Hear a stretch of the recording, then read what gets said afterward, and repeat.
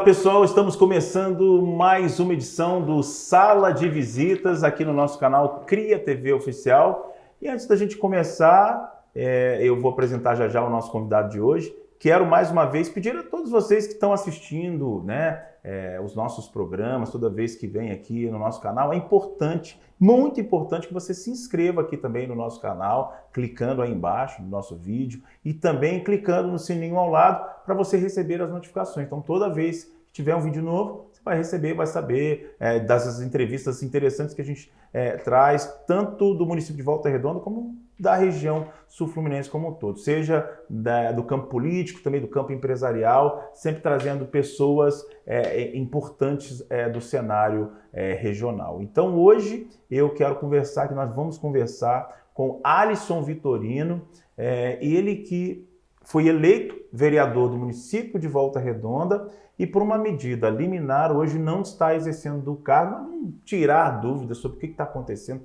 por que chegou a esse ponto. Primeiramente, agradeço por estar conosco aqui no nosso...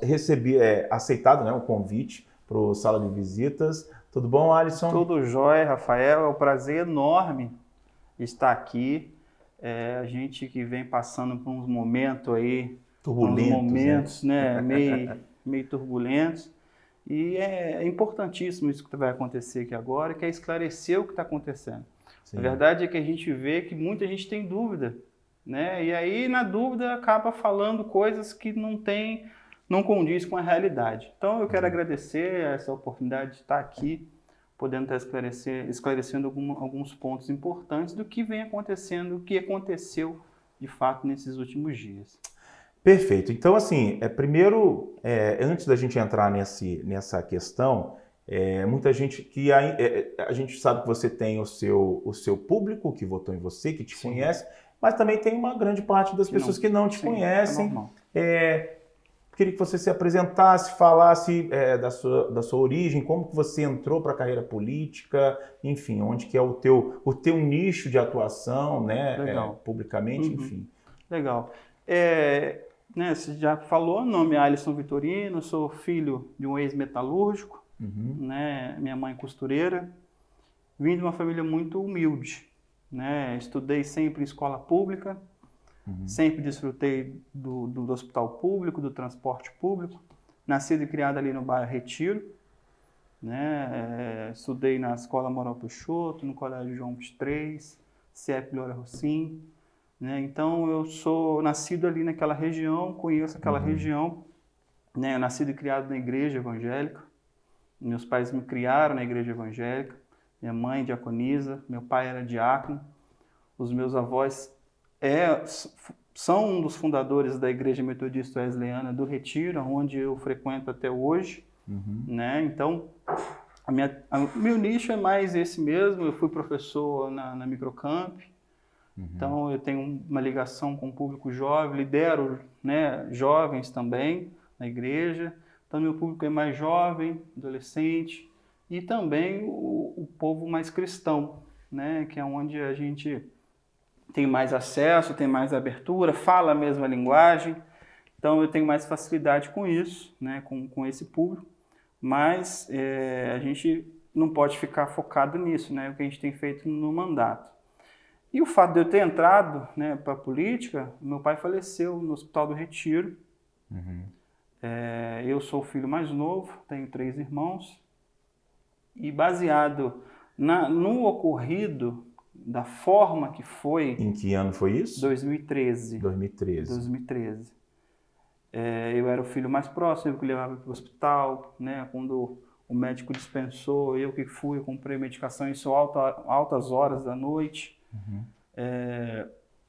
E aí ele não reagia, voltamos para o hospital e lá a gente eu fiquei muito triste com o atendimento, com a forma como foi. Meu pai já era hipertenso, diabético, e assim, ele ficou largado lá e foi quando a gente encontrou com o cardiologista dele no corredor, que foi pegar o prontuário dele.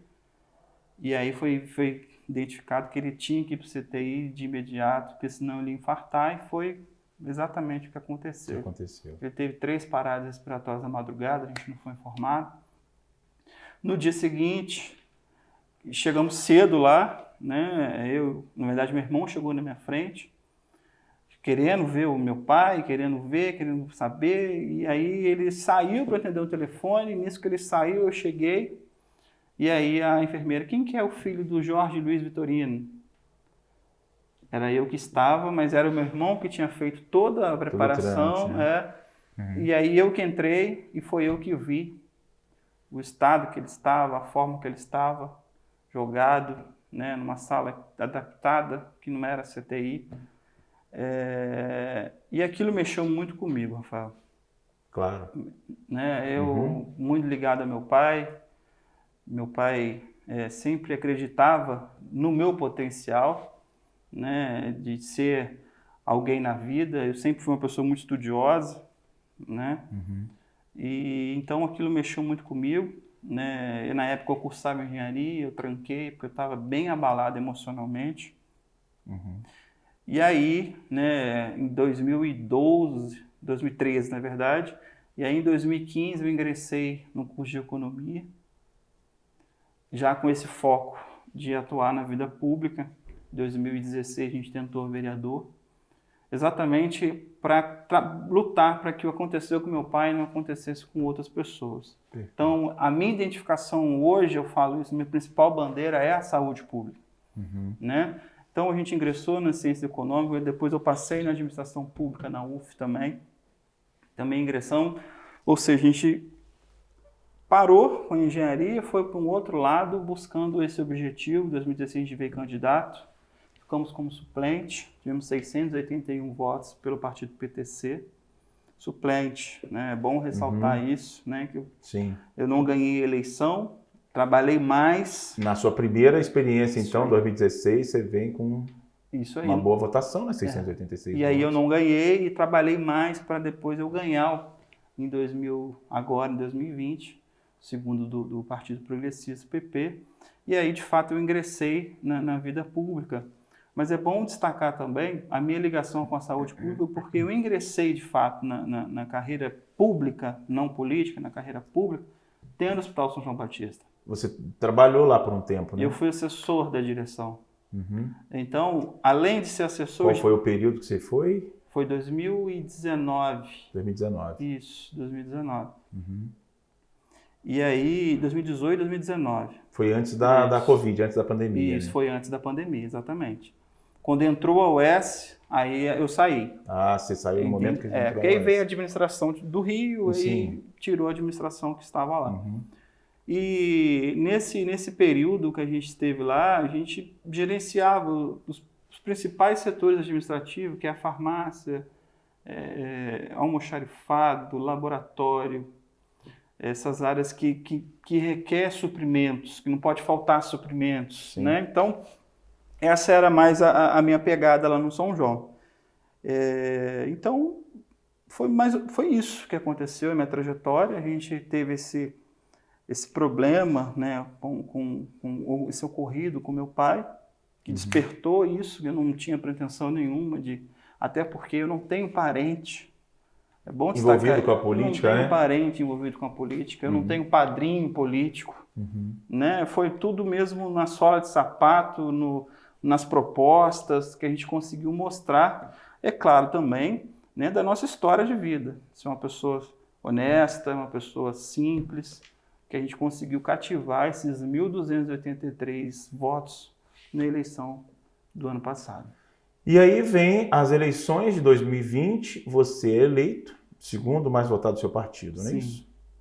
E aí, efetivamente, é diplomado e assume uma cadeira na Câmara e recebe um convite da administração municipal para assumir um cargo no Hospital São João Batista. E aí, como é que foi esse trâmite? Você já tinha um gabinete, né, como vereador, já tinha assumido um mandato. Como é que foi essa conversa com a administração e de onde que surgiu você falou assim, vou abrir mão, porque você está abrindo mão, mesmo que de forma temporária, você está abrindo mão de um cargo para o qual você foi eleito para assumir uma outra uma outra função. Como é que se deu esse trâmite todo? Sim, o Hospital São João Batista, quem já iria como diretor do hospital era o senhor Faria.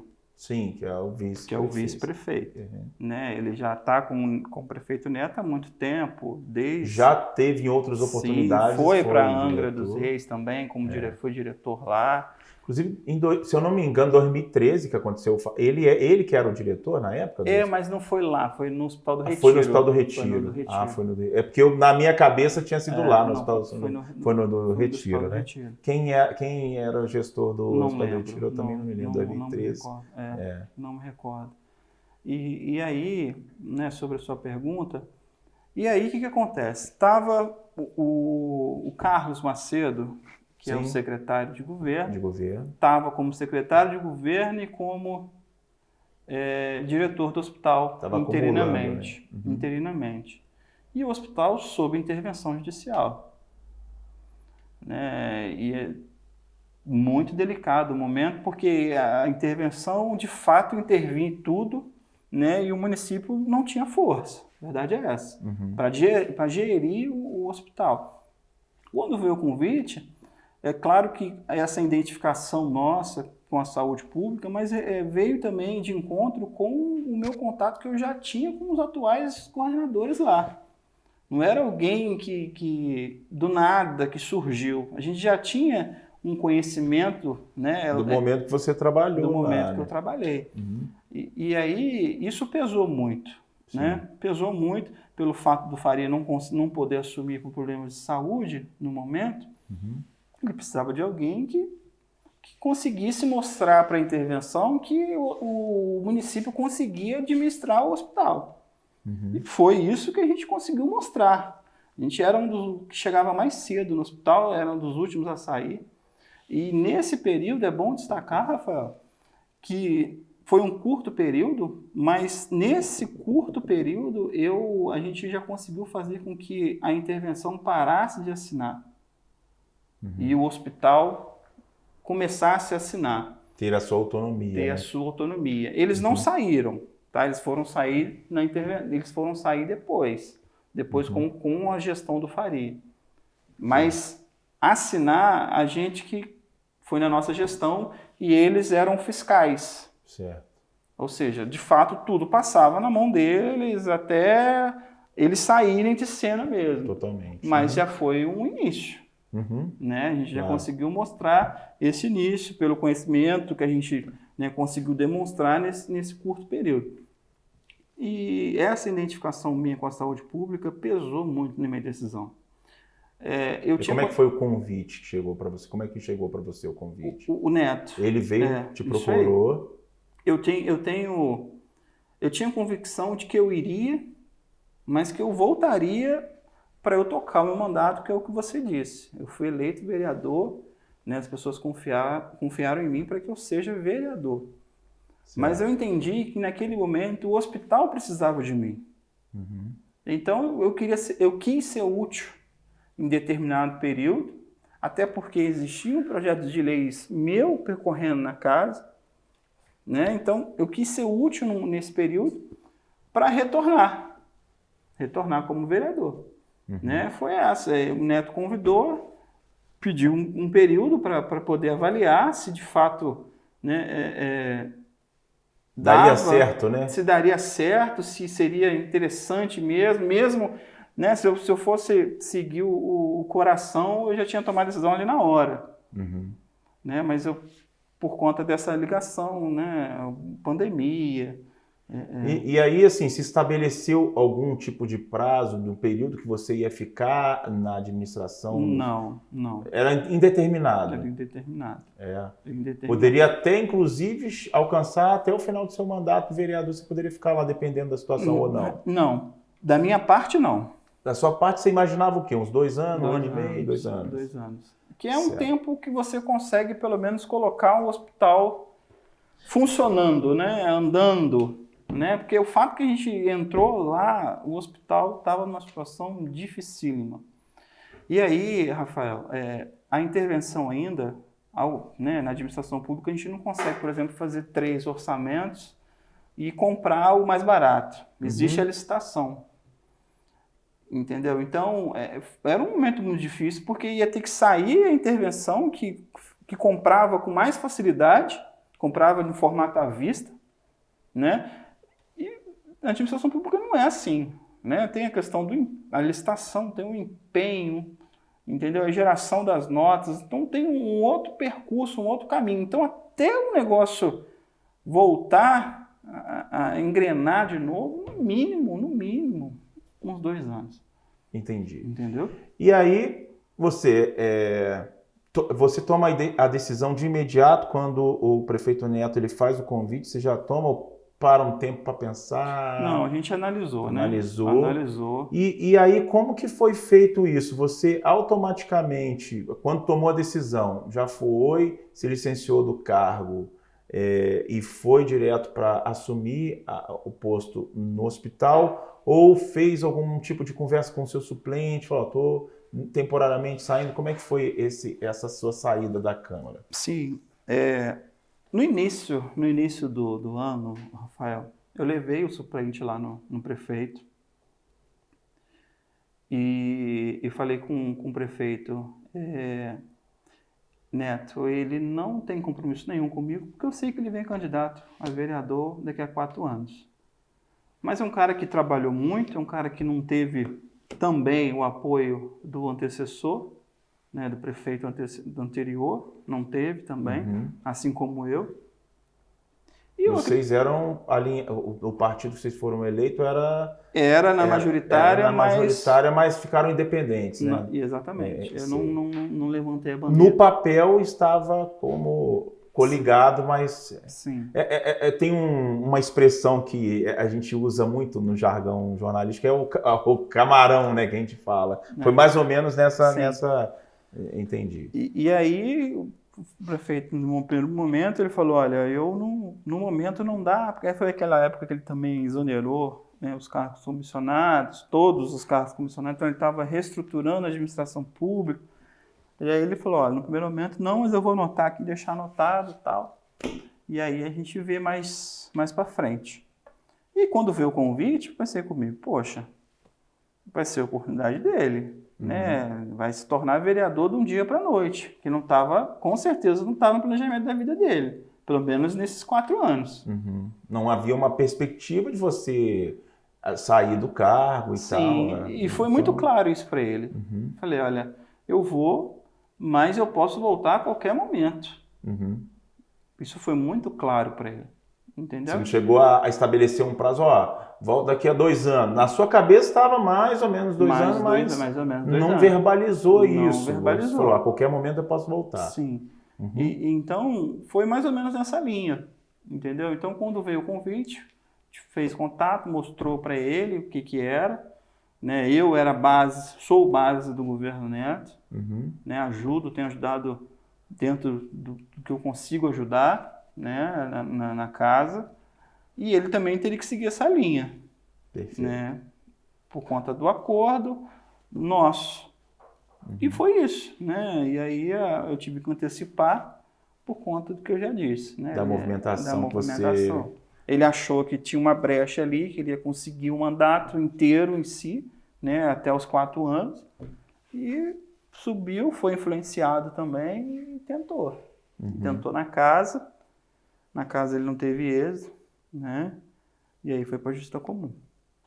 E aí, hoje, existe uma liminar que garante para ele temporariamente esse mandato. Hoje você não está no mandato por conta dessa liminar, mas existe uma expectativa de que isso possa ser revertido a qualquer momento. Sim. Nós somos notificados, eu não lembro o dia exato, acho que foi no dia 18, se eu não me engano. Na quinta-feira anterior ao dia que eu fui comunicado da saída, né? E aí o juiz foi lá no meu gabinete, um oficial de justiça, e falou que eu tinha sido citado no processo, mas que estava tranquilo, que eu tinha que responder o processo, né, com a minha defesa em 15 dias. Sim. Algo normal, né? Normal isso. Aí na segunda-feira seguinte, que eu acho que é aí no dia 23, que é inclusive o dia seguinte ao meu aniversário, eu fui surpreendido com uma nova decisão de acatar essa liminar. Né? O presidente da casa me chamou lá na sala dele e falou, olha, assim, a gente tem que obedecer a uma ordem judicial de te afastar em 24 horas. Né? Eu fiquei surpreso com o ocorrido, respeitamos, né? Enfim. E aí agora, a gente, na nossa luta agora é de derrubar essa liminar. Uhum. Até porque quando eu saí, a gente saiu com parecer da Procuradoria do Município, a gente saiu com parecer da Procuradoria da Câmara, entendeu? Então a gente saiu muito Respaldado, né? respaldado, a gente saiu consciente do que estava acontecendo. E a nossa expectativa é essa, né, a gente subiu o TJ, de um desembargador pelo menos ler a lei orgânica do município, porque lá ele vai ver. Né, o que está escrito lá que permite o vereador se licenciar para ocupar um cargo de diretor de autarquia. E o Hospital São João Batista é uma autarquia. Perfeito. Então, está muito claro ali. Muito claro. Muito claro. Tanto o regimento interno como a lei orgânica do município. A nossa expectativa é essa, da gente derrubar essa liminar e a gente voltar para o mandato. E aí é uma confiança, então, por conta disso, você se sente tranquilo? Muito tranquilo, Rafael. Meus assessores que estão acompanhando a gente até brincam. Eles falam, pô, você está mais tranquilo que eu. E estou mesmo, né? Estou bem tranquilo, confiante, né? Eu sou uma pessoa de fé, então primeiro eu estou confiando em Deus, depois eu confio no meu corpo jurídico e na justiça, né? Eu sei a luta que foi ganhar essa eleição, né? Então eu estou confiando nisso. A gente ganhou a eleição, a gente foi empossado vereador, né? Então não é a lei é interpretativa, não é, mexe com uma casa de vereadores. Olha a estabilidade que traz para os vereadores, né? Então não é algo simples assim, eu vou dar uma liminar, é meu entendimento, tá? De administrador público, de economista, de alguém que já esteve na administração pública. Não é algo simplesmente, não é simples assim, entendeu? Então essa é a nossa expectativa, essa é a nossa defesa, tá? A Câmara, Casa de Leis aqui da cidade de Volta Redonda, tá do nosso lado. É bom reforçar isso, né? Porque se tem alguma coisa errada, o primeiro a sair é a casa, é o legislativo. Mas não, eles estão do nosso lado, né? Eles entraram aqui no processo, aqui em Volta Redonda, também vão subir com agravo no TJ com a gente, né? Isso mostra que a gente não fez nada ilegal. Bom, então, diante disso que você está confiante, eu queria que você falasse um pouquinho assim da ideia do seu mandato. Você foi eleito, né, você tem o seu eleitorado, o seu público específico, você já disse que a sua marca é a área da saúde. Como é que você vê hoje a questão da saúde? O que precisa hoje no município? Quais são os gargalos? O que você vê? E outras plataformas também que você, porventura, também defenda hoje no nosso município. A saúde é, de fato, a nossa principal bandeira e a pandemia, se já era difícil, se já estava difícil, enorme, né? se já era desafiador, Sim. Com a pandemia gravou, tá? Eu não estava na gestão na pandemia, mas eu assumi o hospital nem depois, né? Porque não acabou a pandemia. A gente ainda está na pandemia. Está mais controlado, sim, né? Mas ainda estamos em pandemia. É bom ressaltar isso. Então a dificuldade é muito enorme, principalmente mão de obra. Mão de obra no sentido médico. Sim. Os médicos se valorizaram, né? Os médicos mais experientes, por exemplo, não quiseram se expor. A gente vê a dificuldade de médicos no posto de saúde, a gente, por exemplo, que tem muito acesso ao bairro Roma, médico que não quer ir para o bairro, escolhe, entendeu? Então, eu acho que o principal gargalo hoje é a mão de obra. Sim. É o médico, especialista médico, não digo nem mão de obra administrativa, enfermagem, não, médico. Né? Para mim, nessa curta... E um dos fatores seria, por exemplo, financeiro? Olha, eu posso dizer que não. Não é o financeiro. Porque a proposta que eu tenho acompanhado, que o município fez de receber novos profissionais, é algo interessante. Sim. Entendeu? Então, eu acredito que não seja. Só que o que eu vi acontecendo? Às vezes um município que oferece X, aí vem um outro lá em cima oferece Y. Meio que um leilão. Meio que um leilão. Aproveita do caos que está, da situação que está, e vira a dificuldade. E é a lei da oferta e da procura, né? Exatamente, exatamente. Ficando complicado. E aí o cara vê que está valorizado, ele vai e valoriza o seu passe. Vai valorizar o passe dele. Exatamente. Então, eu vejo movimentação, né, da secretária da Conceição na questão da vacinação. Ela teve muita dificuldade no início, né, quando ela assumiu, na questão da vacinação, até por ela não ser da cidade, né, ela era de outra cidade, e aí depois ela foi encaixando, foi vendo, né, eu vejo muita competência nela. Sim. Tá? Não estou criticando ela não, eu vejo de fato competência na Conceição, mas agora que ela está começando, e é normal também, né? Entender o município, né? Entender a cidade. Porque cada lugar ele tem a sua particularidade, né? Exatamente. Está começando a engrenar. E aí um outro gargalo, que inclusive chegou para o nosso gabinete, é a unidade básica, que é onde faz o primeiro atendimento. O que acontece? Com a deficiência de médicos, o que as pessoas, a população tem feito? A população tem ido em clínicas mais baratas. Por exemplo, o Doutor Saúde lá no Retiro. Sim. Que também faz um atendimento com especialistas, mas o seu prontuário é Doutor Saúde. E Doutor Saúde não é SUS. E aí o que acontece? Um gargalo bem que precisa ser corrigido, já foi identificado esse problema e já está sendo corrigido. É que aí a pessoa não faz aquele acompanhamento. Exame, por exemplo, exame de raio-x, com o papel do Doutor Saúde, a gente precisa transcrever para o SUS. Entendeu? Aí tem a dificuldade de transcrever, que não é simples. Não é, não. Só que aí, o que está acontecendo? As pessoas estão fazendo nesse formato e aí vai enchendo essas transcrições. Tem que fazer uma ressonância, tem que fazer uma tomografia. Então é um gargalo. Mas por quê? Porque a unidade básica que está dentro dos bairros não está conseguindo pegar essa demanda. Absorver essa demanda. Entendi. Então a população precisa de atendimento. Sim. Né? E ela vai tentando.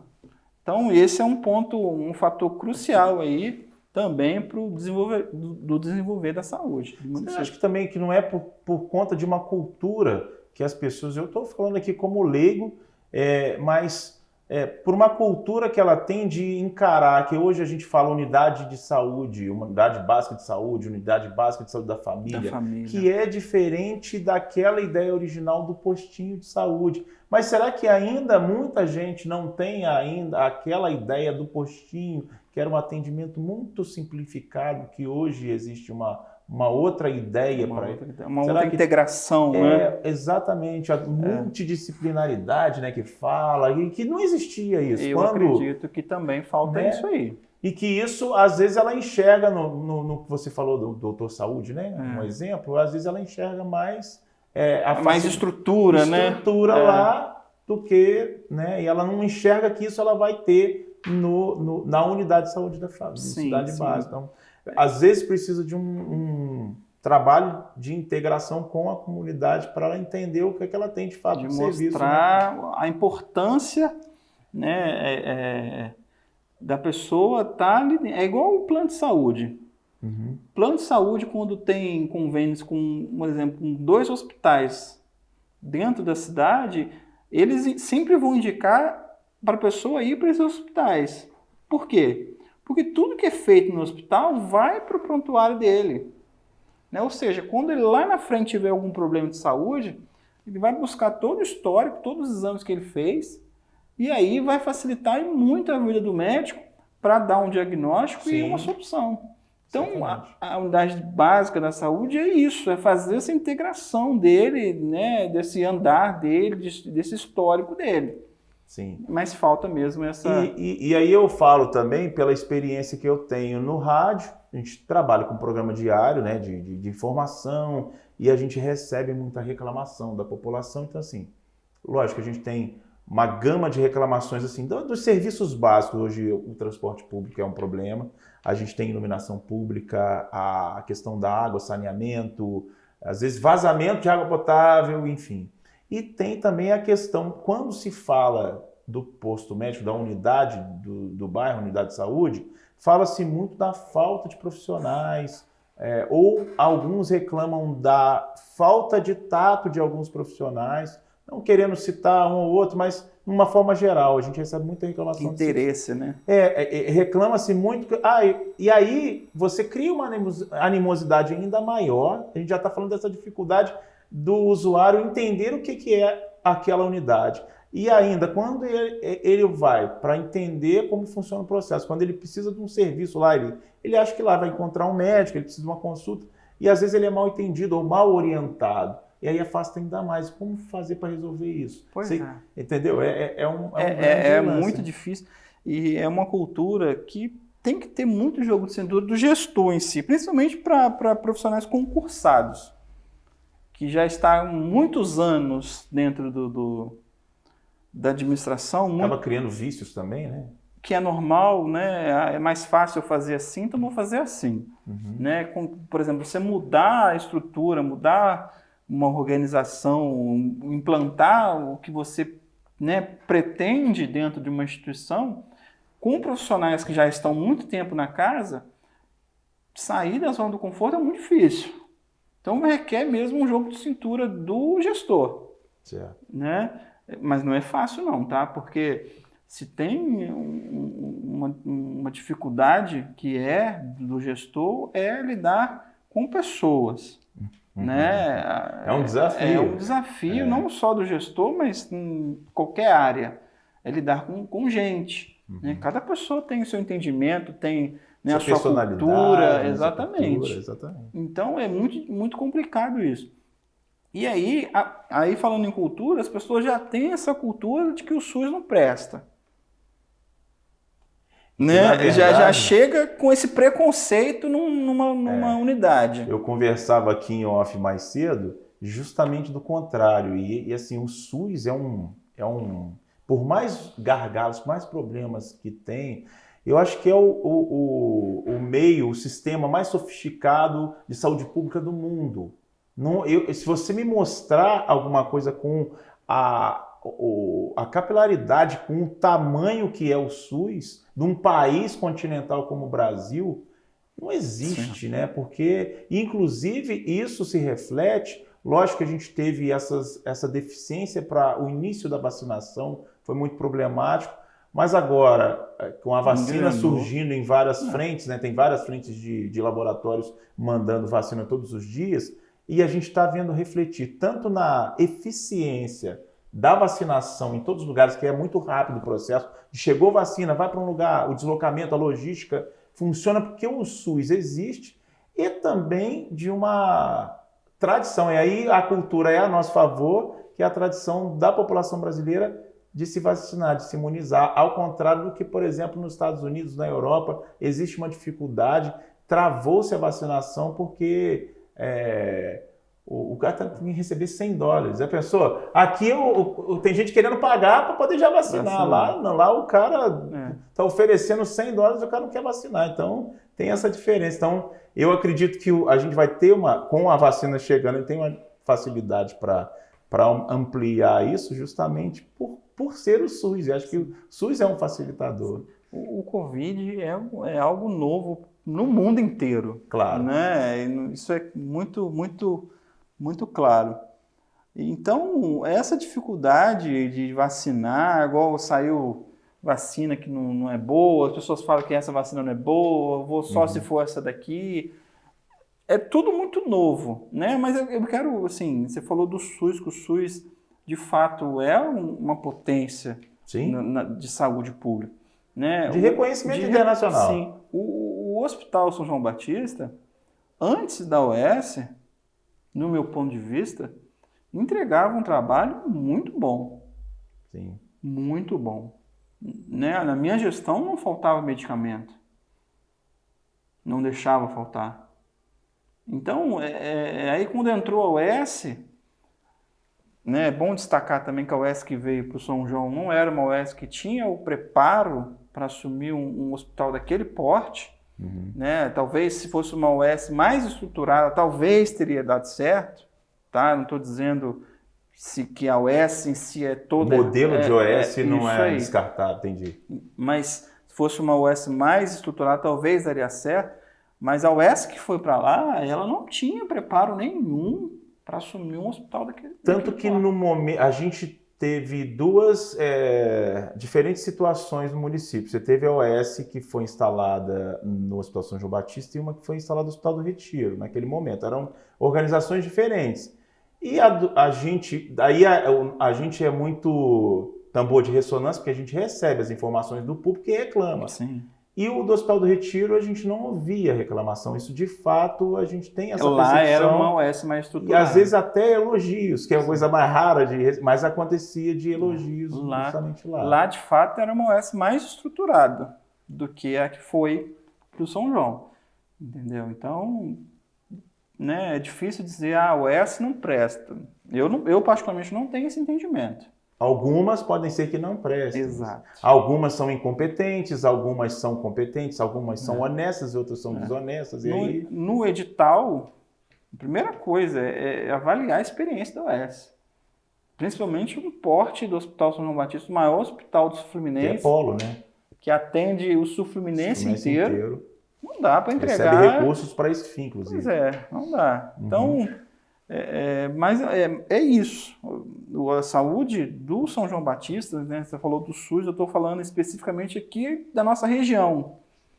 O São João Batista entregava um bom serviço. Sim. Entregava porque a gente tinha números, tinha indicadores, eu acompanhava indicadores, né, positivos, entendeu? De satisfação, pesquisa de satisfação que era distribuída dentro do hospital, né? E eu acompanhava isso, então eu posso afirmar que o Hospital São João tinha suas dificuldades financeiras? Claro que tinha. Sim. Tinha que optar o que fazer, porque a arrecadação, o faturamento não atingia com o número de gastos, além do repasse que vinha da prefeitura. Mas, mesmo com essas dificuldades, o São João Batista entregava uma excelente prestação de serviço. Agora, Alisson, voltando para o campo político, vamos lá. A gente está falando dessa hipótese de você retornar, enfim. Agora, ano que vem, nós temos o processo eleitoral, né?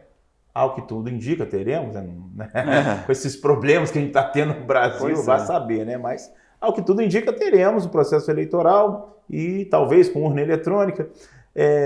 Presidente, governador, senador, tem deputado federal e deputado estadual. Sim. Aí existe uma tradição aqui no município de Volta Redonda, em alguns municípios do Sul Fluminense, de alguns parlamentares, alguns vereadores se colocarem como candidato ao deputado ou federal ou estadual. Isso passou pela sua cabeça, passa pela sua cabeça ou não? Como está isso?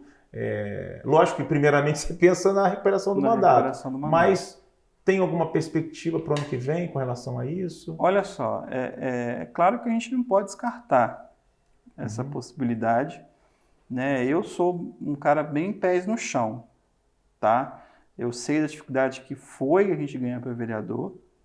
No início, não existia projeção nenhuma na minha cabeça de já lançar deputado na próxima eleição, né?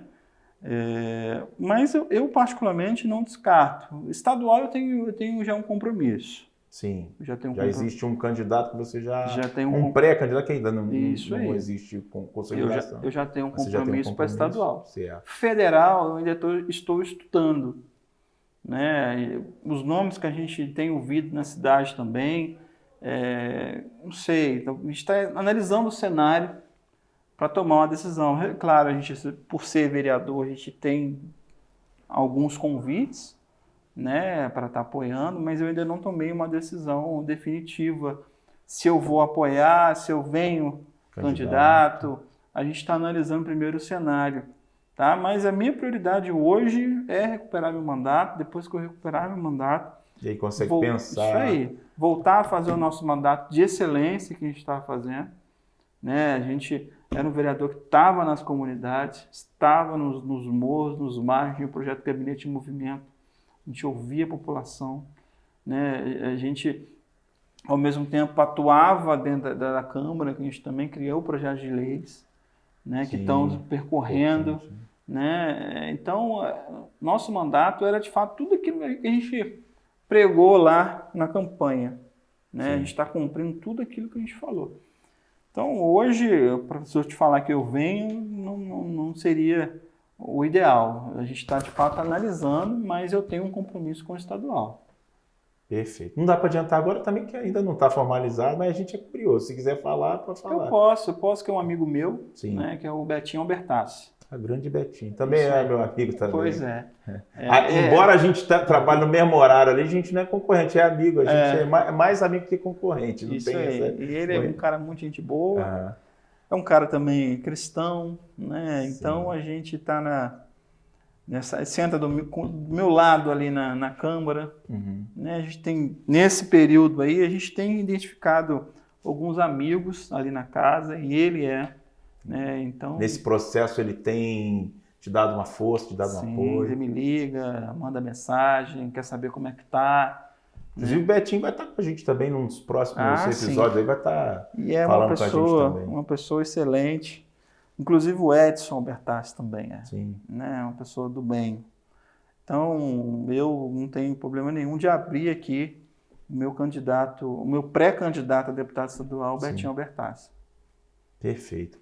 Agora, logicamente, a gente está falando de política, está falando de saúde, temas até tensos, né? Agora, sim, a gente tem uma vida, né? Você já falou que é muito ligado à igreja, mas, assim, o que você faz no seu momento de lazer? O que você gosta de fazer no seu dia a dia? Eu sou muito caseiro. É mesmo? Muito caseiro. Mas o quanto de gente que trabalha... E é engraçado, porque a política, de essência, é justamente...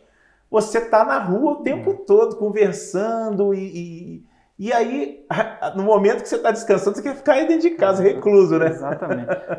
Eu sou analista e desenvolvedor de sistemas. Então, já gosto de um computador. Né? É bom, né? Pois é. Eu tenho um em cada canto lá de casa também. Eu já gosto de um computador. Gosto de jogos. Não estou tendo tempo. Né? Tanto que eu não estou tendo tempo. Mas você joga online? Não. De repente eu ia ver uma tweet aí com você lá, pô. Não, mas eu gosto. Eu até abri mão do meu videogame, mas eu gosto de jogar também. Né? E filme. Futebol, assim, esporte? Esporte. Futebol. Olha só, olha a minha história. Alguém tá... Por que o povo da assessoria começou a rir? Eu fiz uma pergunta embaraçosa. A minha história é que eu comecei com o sonho de ser jogador de futebol, goleiro. Geralmente é assim, a gente começa assim também. Até que e tive, causa ilusão. Não é papo né, não é mentira. Eu assinei contrato com o empresário, eu tinha uma carreira ali. Olha, né, de goleiro. De goleiro. Tava Você sempre quis ser goleiro ou foi igual a minha situação? Eu fui levado ao gol porque era uma porcaria na linha. Você foi goleiro, você não era goleiro. A gente é jogado, porque assim, esse cara não serve pra linha não. Aí você vai ficando por último, aí o último é o goleiro. Então, e eu comecei a gostar do gol. É isso aí, eu comecei na quadra, no gol, porque eu era gordinho. E aí o pessoal, não vai correr, vai pro gol. Né? Gordinho com mais espaço. É isso aí. E aí eu comecei a gostar daquilo, e né, me dedicar, fui para campo, fiquei um período no Rio, depois joguei aqui no Juniores do Voltaço, profissional, não sei se você lembra do Fênix, Barra Mansa. Sim. Então, também fiquei um período no profissional lá, treinando com eles. Era do Guto? Isso era do mesmo, Guto, né? isso Do Guto mesmo. Nader. Era lá no Nader. Vila Sim. Nova, o campo de trem. Tá rindo. Isso. Sim, sim. Então, e aí depois, hoje, por exemplo, eu preciso emagrecer. Dois, eu também, eu Eu fico... preciso. A gente tem um futebol nosso lá na Vila Muri. Aham. São meus amigos, pessoas mais próximas. E a galera fica falando, vai pro gol, vai pro gol, vai pro gol. Eu conheço um produto muito bom, não vou falar o nome aqui não, mas conheço um produto muito bom que você conhece bem também, que você toma uma vez por dia, você substitui uma refeição Isso aí, aí é já bom. te ajuda pra caramba. Isso aí é bom. E eu vou entrar num tratamento Eu imagino. agora. Né, minha esposa é nutricionista. Então ela tá em cima, Tá pegando em cima, firme, tá né? em cima. E nós vamos entrar nessa dieta aí, voltar para pegar no gol, né? Porque eu fico com receio de ter alguma lesão, alguma coisa. Sim. Né? E é complicado. Com o corpo, outro dia, rapaz, eu tava querendo me atrever em alguns exercícios, corridinha, né? Que quando eu era mais novo, eu era muito magrinho e gostava muito de correr. Eu fui tentar, mas o meu joelho mais ficou... E aí você força, porque não é mais aquele 50 quilos, aquele filé de asa de borboleta. Hoje tem o dobro do peso que era naquela época. Quando eu era fino, jogava bola, eu arrebentei o joelho. Imagina, né? Imagina agora, né? É Com um complicado. movimento fora, Isso. sem contar a vista também. Eu acho lá muito escuro. É uma desculpa, né? Tudo a gente arruma um jeito de falar. É verdade. É uma desculpa. Mas é muito escuro. Mas apesar de que mudou lá, né? Reforçou. É botar um LED lá, pô. Pois é. Vai resolver o problema. Aí não tem mais desculpa. Emagreceu, tem iluminação. Aí não tem jeito mais. Olha, foi muito bom conversar com você. É bom que foi esclarecedor pra gente também entender. Tem muita gente que acompanhou por alto o processo, mas não sabe o que de fato aconteceu. Né? Porque é muito complicado quando você tem um afastamento de um parlamentar, vai passar o porquê. E aí chega-se a informação muito...